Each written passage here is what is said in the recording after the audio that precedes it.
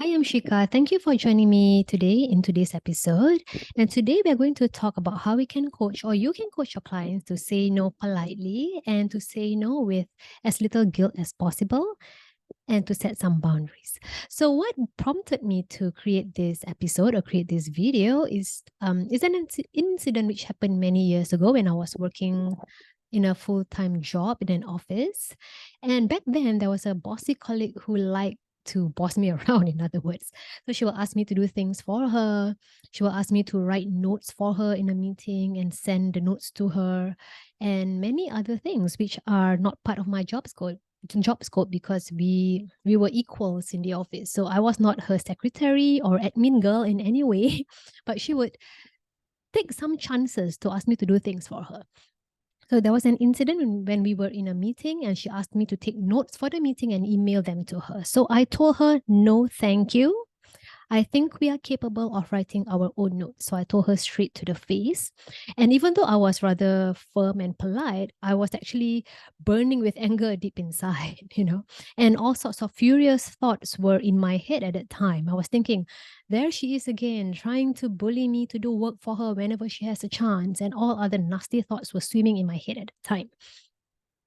And I said no because I understand and I've observed that certain people have this behavior or this habit where they will continue to make use of people who say yes to them. So if you say yes to them once because you're a very kind person, they will make use of you over and over again. Some people have that tendency. So if you or your clients know someone who's like that, it's better to say no right at the beginning to stop all this stress from happening in future.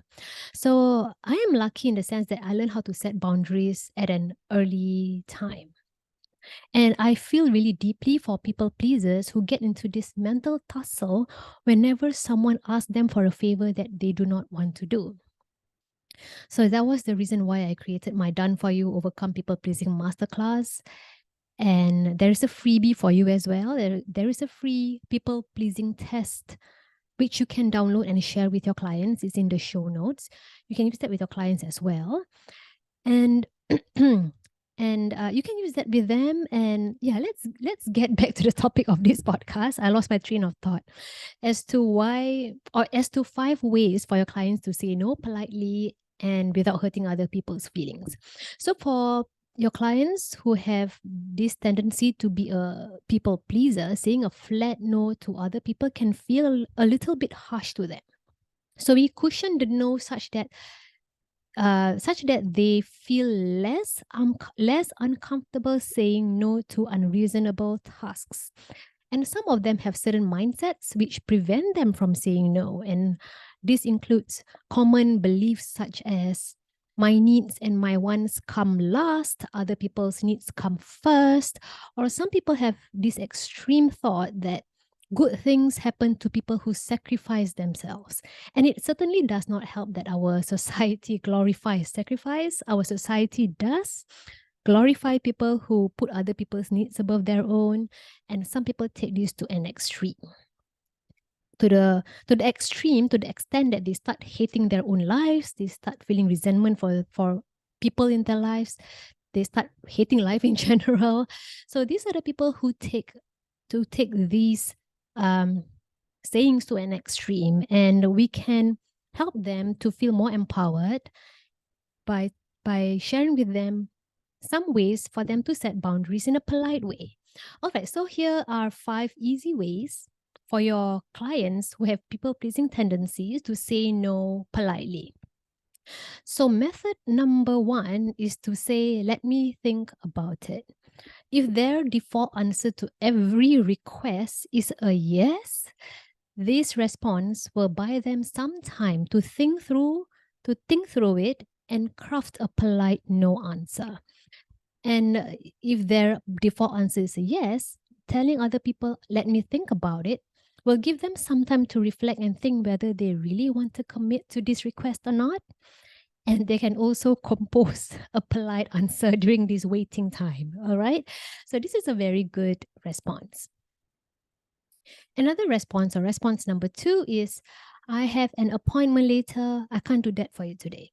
So I may get slam for this, but I do think that telling a white lie or two is okay if your clients are in the process of recovering from people pleasing. So just say something like, I can't do that today. I have plans after this, to an undesired request, even if they in reality do not have any plans, is actually okay because well, they are in the process of recovering. So it's all right to tell a small lie or two whilst they get their mental and emotional state in alignment such that they can tell the truth in future. Okay, so it takes time to build confidence. So if they don't have the confidence to say no to something they don't want to do yet, they can just say, I have an appointment later. And yeah, take some time to build that confidence up. Okay, so in future they can say no in a direct manner. All right, method number three is to say something like this. I can't do that for you, but I can show you how to do it. So if your clients have the time and the patience, they can quote unquote tutor the other person how to get this unwanted task done. All right, so method number 4 is to say, I'm sorry, but I can't promise to get this done for you. So this is a very polite way of saying no. And we hope that the person who asks or requests for something will get the hint and move off. All right, so that's response number 4. Response number 5, if your client wants to set firm boundaries and feels really sick and tired of the same person asking them for unnecessary favors all the time because they are lazy, just saying a simple no, I think you're capable of doing this yourself, can be a very firm message. All right, so there you have it, 5 ways to say no in a polite manner. And if you feel that you need to write this down or you want to reread or rehear this again, or if you want this in text format, you can just go to my blog. It's in the show notes and you can read this whole podcast episode there. And if you feel that you need a free people pleasing test, I have that for you. You can just download it from my blog as well, and I will leave all the link in the show notes or in the description, depending on where you're catching me from. Okay, so that's all from me today, and I hope this helps you. And I will see you in my next episode. Bye.